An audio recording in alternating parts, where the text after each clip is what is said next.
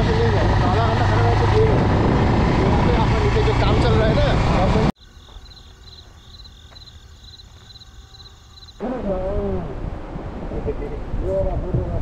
Hello বন্ধুরা, আমরা এখন আছি বুংকুলুঙে।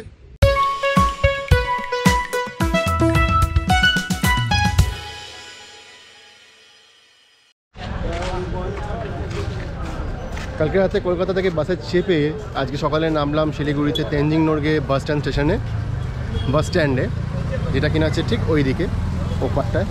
আর ওখান থেকে হেঁটে এসে যে ডেস্টিনেশনে যাওয়ার জন্য ঠিক করেছি সারা রাত বাসে বসে, সেটা হচ্ছে একটা অফবিট জায়গা যার নাম হচ্ছে বুংকুলুং। এবার বুংকুলুঙের ডাইরেক্ট কোনো গাড়ি, শেয়ার গাড়ি নেই। ডাইরেক্ট গাড়ি ভাড়া করতে হলে আপনাকে রিজার্ভ করতে হবে। আর শেয়ার গাড়ির জন্য এখানে মিরিক অব্দি গাড়ি আপনি যেতে পারেন।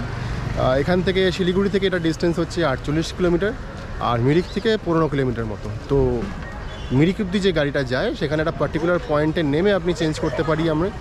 আর না হলে এটা করতে পারি, এটা হচ্ছে যে সৌরানি বলে একটা জায়গা আছে যেখানে নেমে ওখানে বুংকুলুঙের শেয়ার গাড়ি পাওয়া যায়, সেই শেয়ার গাড়ি ট্রাভেল করতে পারি। তো দুটোর মধ্যে যে কোনো একটা জিনিস করতে পারি। গাড়ি আমাকে নামিয়ে দিয়ে চলে গেল ওইদিকে মিরিকের দিকে।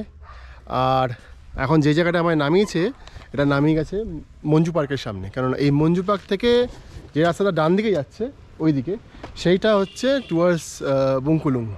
তো এখান থেকে লোকাল গাড়ি যাবে, আর ওয়েট করতে হবে, কারণ কি কখন কোন গাড়ি আসবে তো বোঝা যাচ্ছে না। তো এখানটা ওয়েট করি কখন লোকাল গাড়ি আসবে, জায়গাটাকে এক্সপ্লোর করি। আর ভাবছি একটা দরকারি কাজ ছেড়ে ফেলি।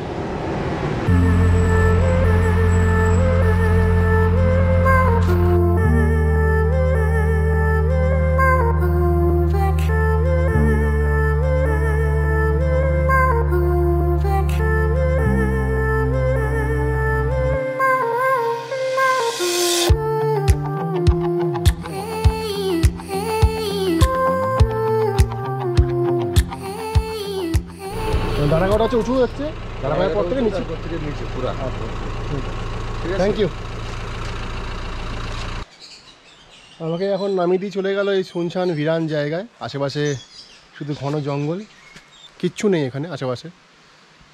এখন এখান থেকে এই রাস্তাটা গেছে একটা দিকে, আর ওই যে রাস্তাটা গেছে ওটা গেছে দাঁড়াগাঁওয়ের দিকে। আমি যেখানে দাঁড়িয়ে আছি সেখান থেকে 8.5 কিলোমিটার। এখন ভাবছি, ডিসিশান নিচ্ছি যে হেঁটে যাব না ওয়েট করব। বাজে এখন 9:45।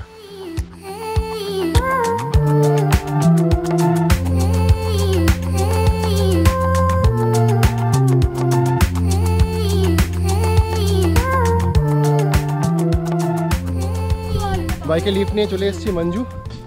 নাম নামাসিক। Thank you.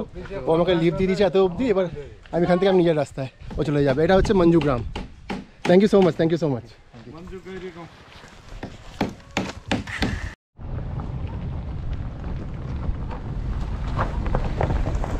বুংকুলুং আরে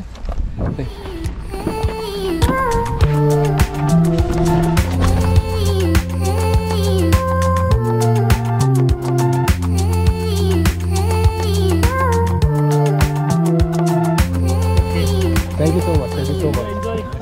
Thank you for the lift. Finally এসে পৌঁছে গেছি টোটোলা হোমস্টে।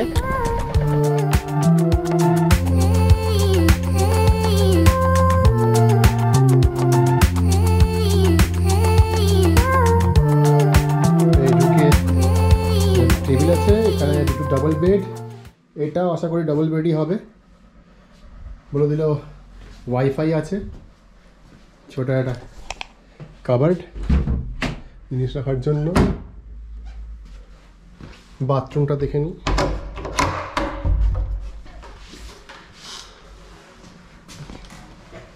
বাহ, যথেষ্ট পরিষ্কার বড় বাথরুম আছে। গিজার অন আছে, ছোট্ট সুন্দর অ্যারেঞ্জমেন্ট।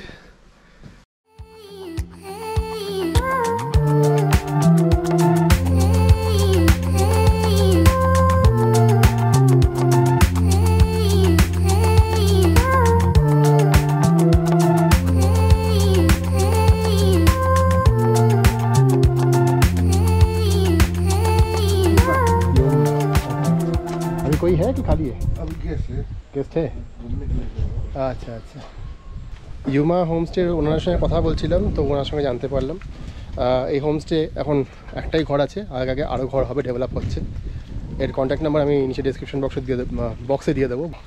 আর যেটা এখন যাচ্ছি দেখতে, উনি যে ওনার আছেন ওই ইউমা হোমস্টে, উনি বললেন ওনারা পুরনো যে সুব্বা ওনারা, এবং ওনাদের মন্দির আছে এখানে, সেই মন্দিরটা দেখতে যাচ্ছি।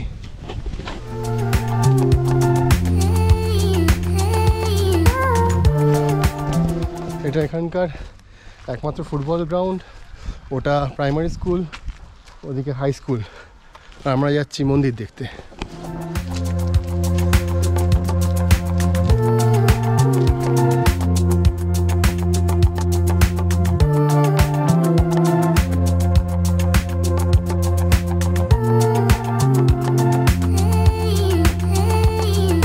এই যে মন্দিরটা দেখছেন, এটা হচ্ছে লিম্বু প্রজাতির মন্দির, এবং ওখানে যে মূর্তিটা আমরা দেখলাম সেটা লিম্বু প্রজাতির প্রথম একজন ব্যক্তি, তিনি লিম্বু ভাষাকে যেন লড়ে শহীদ হয়েছিলেন।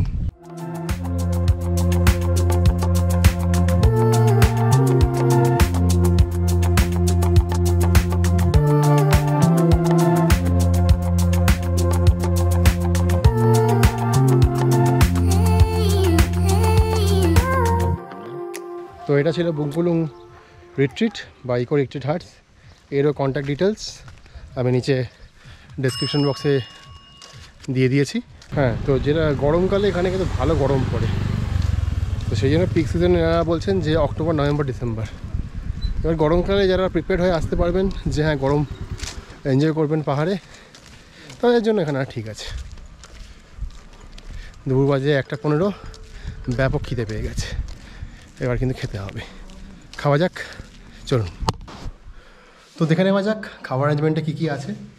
খিদে তো মারাত্মক পেয়েছে। এখানে খাবার দিয়ে দিয়েছে, স্যালাড, পাঁপড়, ডিম কারি, আন্ডা কারি, ডাল, সবজি, আর এখানে ক্যাসারোলে গরম গরম ভাত।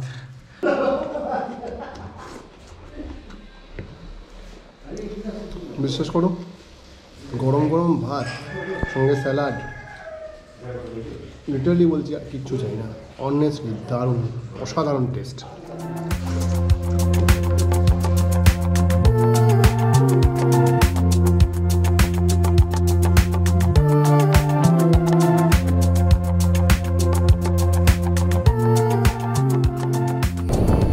ছোট্ট একটু একটা গ্রামে নিজেদের মতো নিজেদেরকে ব্যস্ত রাখার জন্য, এন্টারটেইন রাখার জন্য ব্যবস্থা করে নিয়েছে চুমলুং মেজ restaurant for fun and get together.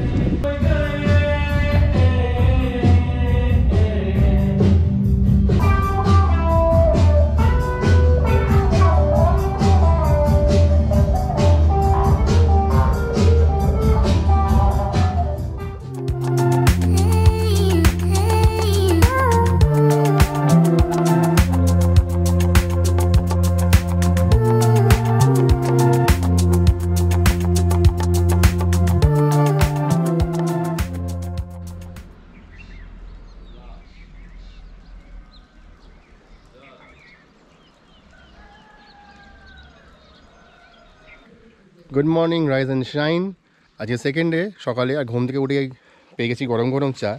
আর গরম গরম চায়ে সিপ দিতে দিতে জেনে নিচ্ছি যে এই যে টোটোলা হোমস্টে এখানে আমরা আছি, টোটোলা হোমস্টের নাম কোত্থেকে এসছে। টোটোলা একটা হচ্ছে ফুল, যেটা হচ্ছে গিয়ে কিনা বুদ্ধিস্ট ধর্মে খুব মানে এটাকে।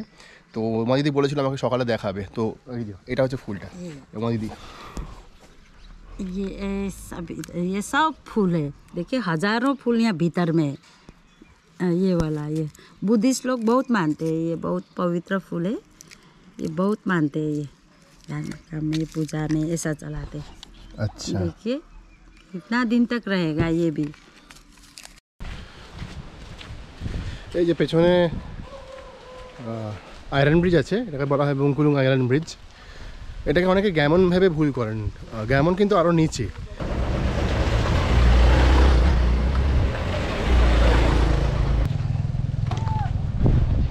हेलो, क्या कर रहे हैं आप लोग?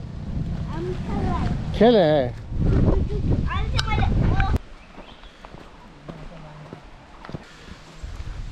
গ্যামনের রাস্তাটায় ভোরে চা বাগান, আর গ্যামন যাওয়া যে রাস্তাটা আছে না সেটা বেসিক্যালি বলতে গেলে অফ রোড, মানে এত ভাঙা চোরা যে পায়ে হেঁটে যেতে গেলেও সাবধানে যেতে হয় যাতে পা মুচকে না যায়।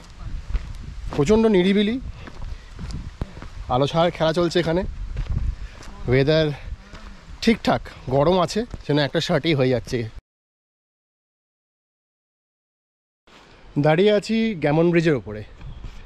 এদিকে মিরিকের পাহাড় আর এদিকে কার্শিয়াংয়ের পাহাড়, আর এই দুই পাহাড়ের মাঝখান দিয়ে বয়ে যাচ্ছে মুরমাখোলা। এটা one of the major attractions of Bungkulung. যারা হোমস্টে থাকতে চান না, যারা একটুখানি একদম নেচারে থাকতে চান, নেচারের মধ্যে, এই নদীর ধারেও কিন্তু ওখানে ক্যাম্পিং করা যায়। ওখানে ক্যাম্পিংয়ের ব্যবস্থা আছে, ওটা নিচে না গেলে দেখা যাবে না। নিচে যাব আমরা।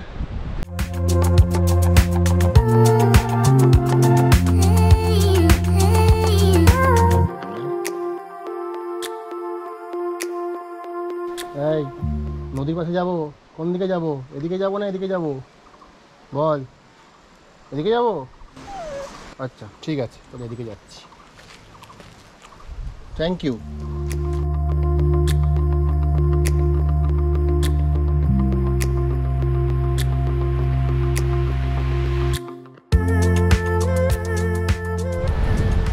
ওপরে গ্যামন ব্রিজ, আর আমরা এখন হেঁটে চলেছি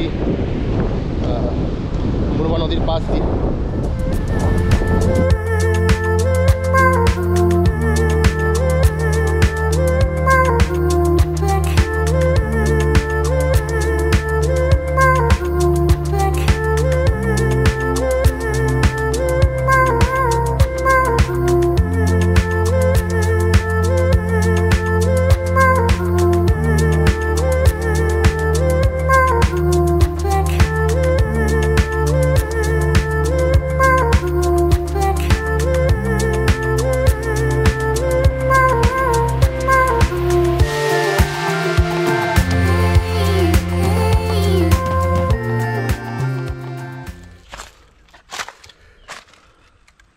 বুংকুলুং জঙ্গল ক্যাম্প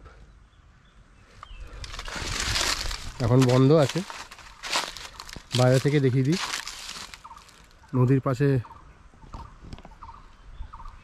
জঙ্গলের মধ্যে থাকার ব্যবস্থা।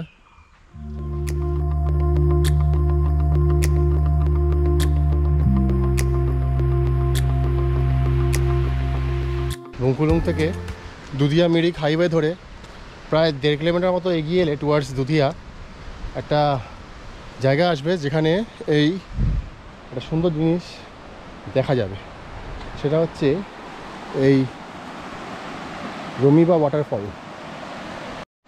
এই যে ঝর্ণার জলটা নামছে, এটা ওপর থেকে পাহাড় থেকে নেমে এসে এটা যাচ্ছে হচ্ছে বালাসন নদীতে, গিয়ে মিশবে বালাসন নদীতে, এবং বালাসন নদী কোনো জায়গায় গিয়ে মিশবে মুরমাখোলার সঙ্গে।